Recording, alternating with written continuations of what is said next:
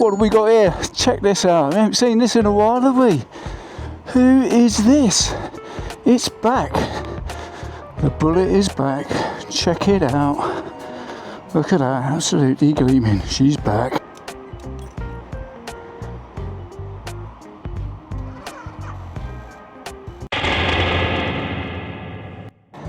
I put the battery on charge as well. I put the battery on the tender, and now I've got a dead battery. A few moments later. Boom, we're back in. All my life. Lucky for me, I only live 5 minutes down the road. I went and got my, stop shouting Jim, got my booster pack. Managed to get the bike going. However, I can't put the cover back on there because if I do that, it means I've got to take the keys out of the ignition and the bike will probably die on me again. So I'm off to Raceline to get the bike MOT'd. I'm guessing the battery's probably on its way out. I've had it on the tender and it was on all last night as well, so maybe my optimizer is broken, not doing its job. What do you reckon? No shit, Jim. Right, I phoned Adam at Raceline. I told him I'm going to be a bit late. He said, yeah, just turn up when you turn up. Oh, he's had some right clowns, he has. Phoned up about getting their bikes MOT, because obviously we had a bit of sunshine, didn't we? And people were just phoning him up out of the blue. Oh, can I bring my bike in now to get an MOT? You know what I mean? You've got to give the guy a bit of notice. Can't just rock up. So that's where I'm off to. Well, I was going to do a 2-year review on this. I'm probably still going to, but because yeah, I've had a few issues with the bullet. Not necessarily all to do with the bike's problems, but yeah, it hasn't been, I've got to say, has not been trouble-free motoring.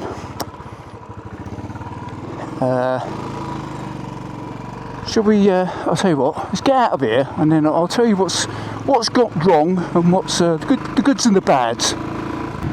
Yeah, like I was saying, yeah, it hasn't been completely trouble-free. Right, I've had this bike since, when did I pick it up? 2023, I think it was, that I bought this bike. So I've had it, and I bought it from Superbike Factory, which is already a red flag there, isn't there?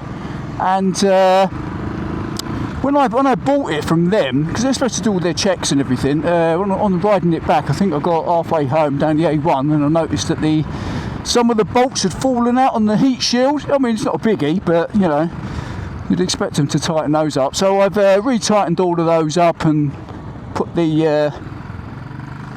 like Loctite stuff on there to keep those from falling out again.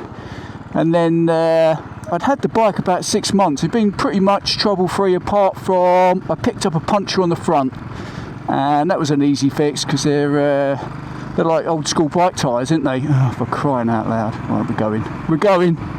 And so I picked up one of those. That was a cheap, easy fix. And I was with my mate Dave at the time, so I just went up the road. So that was a Billy bonus as well. I've been quite lucky. When things have gone wrong, I've been lucky. I've been like close to where I need to get them fixed or whatever.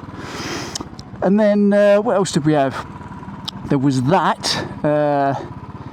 And then, yeah, from then on, it was pretty much trouble-free until I took it to Colchester Kawasaki to get a nuts and bolts check, because I wasn't happy about those bolts that had fallen out in there, and I thought, I'll tell you what, let's get a nuts and bolts check. So we had that done. And then that's when I had the fueling issue with the bike. For some reason, it was getting overpressure in the fuel tank, and that was when I called the AA guy up. We took the tank off, and there, lo and behold, one of the wires was kinked. But I'd gone to Royal Enfield at Cambridge to start off with, and they said check it out. The guy up there said check it, which was a good shout. So that's what I did. I checked it there, and yeah, he was right. It was a kink in it. So we did the kink and everything, and then AA guy put the petrol tank back down, and in the process he caught the fuel line. So where the fuel pump attaches, at the bottom of there's like a little plastic thing, and that is well known for snapping.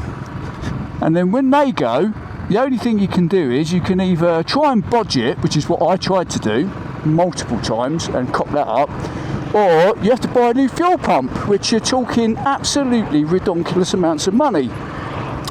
So that was definitely out of the question. I've got to keep an eye on that battery, make sure it doesn't fall off. So yes, so there was that. So yeah, as you put the fuel tank down, it crushed it, snapped it off.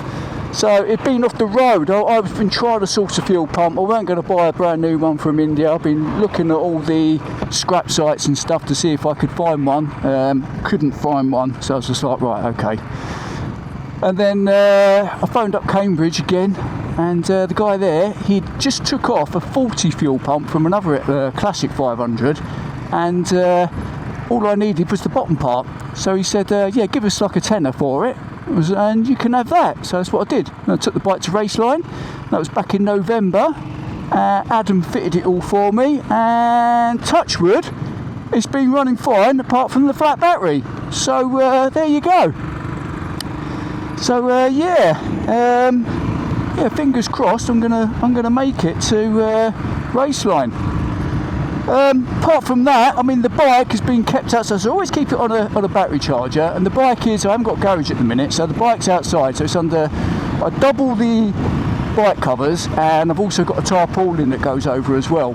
And as you can see, the bike has not rusted at all. I don't generally ride it in the wet unless I get caught out in the rain, because who wants to ride in the rain?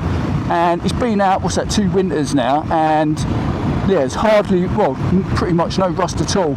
And I think one of the reasons for that is I covered the bike in ACF 50. So yeah, just coat it in that, and that stuff is just absolutely brilliant. If it's good enough for the US Navy, it's good enough for Jim Diesel. So that's what I've been doing. So yeah, so we're going to take it in for its MOT. Let's see how we get on, and let's see if Adam can do maybe a just a quick check of the battery, just have a look, see if it is actually kaput. And I need to review my battery charger as well, because that's not doing its job. So as you can see, the Bullet will happily pooch along at an indicated 60 miles an hour on my speedo. Sat-nav says I'm doing between 54 and 55. Oh, this lorry's doing, no worries bothering overtaking. And yeah, as you can see, yeah, quite happily just sit here. It's not too vibey either. A lot of people I've read on forums and stuff, some people complain about the vibes, but to be honest, this bike is actually smoothed out. The more miles I've done, I've got up to 10,000 now, the smoother it's got. But I mean, compared with like other motorbikes, yeah, it is a little bit vibey, but not intrusive, I should say. Oh, there. Noisy exhaust on that. See you later, Adam. Cheers. Boom. There we go. The Bullet is all done. Past this MOT, we're all good to go. And look at that. The range just turned up on time. Super. Just what you want. There we go. Starting up right now. Oh, there you go then. Well, that's good. Bike seems to be running okay now. I'll tell you what, it's proper cold. It was like 18 degrees the other day, and now it's dropped down to, God, it's like +2, +3. Absolutely bonkers. So yeah, what was he talking about? I was saying I was telling you the things that had gone wrong with the bike. Not necessarily the bike's fault, you know, unreliability wise, but apart from that, it's all been pretty good so far. Fuel economy ain't too bad, as you would expect. And this will happily cruise at 65 miles an hour. So when you're on the dual carriageways, which on the way down here, everyone just seems to be doing about that anyway, between 60 and 65, because the roads, especially up here in Suffolk, with the lorries, because you get so many lorries on the dual carriageways and that. Yeah, so, and this will happily, easily overtake a lorry. So, yeah, apart from that, yeah, all good. So, yeah, what else was I going to say? I think that's it, innit? I'm just starting to waffle now. Oh, yeah, am I waffling? I think I'm waffling. But yeah, it's just to be honest, because it's so busy, the roads and everything, this is just such a fun, stress-free bike to ride. if you was on anything a bit faster, you just end up getting a bit frustrated with all the traffic and that, whereas this you don't tend to. So, mind saying that though, coming up the A14 there was like people doing 50 miles an hour, which was just absolutely bonkers. So yeah. So anyway, on that note, I think I'm going to end this video here. The bullet is back on. So like I always say, if you like the videos, give us a thumbs up. If you haven't already subscribed, smash that red subscribe button. And if you are a subscriber, hit the notification bell. That way every time that this idiot uploads a video, you will get notified. And I will see you guys in the next video. That is Jim Diesel, out.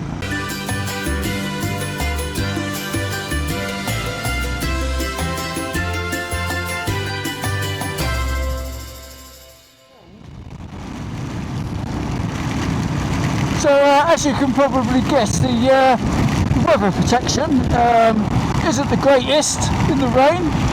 Pretty cold.